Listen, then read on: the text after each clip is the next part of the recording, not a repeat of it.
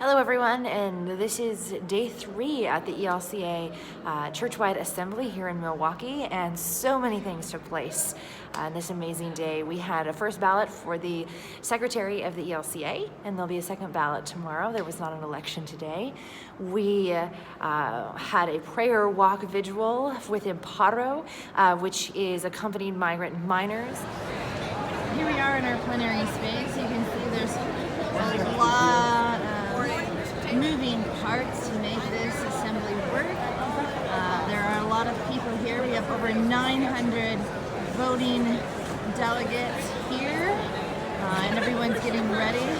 St. Paul Area Synod is way up in that front corner over there.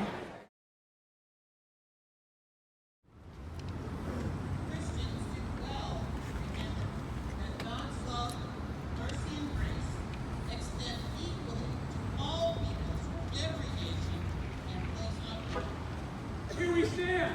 So help us God.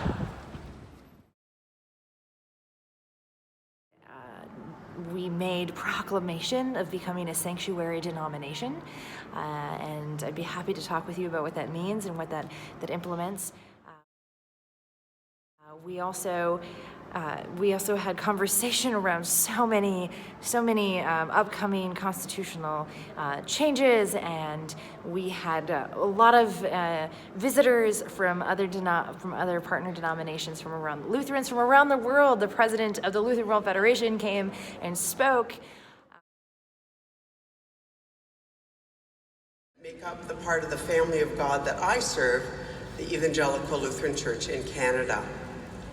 I want to congratulate you, Bishop Eaton, on your re-election.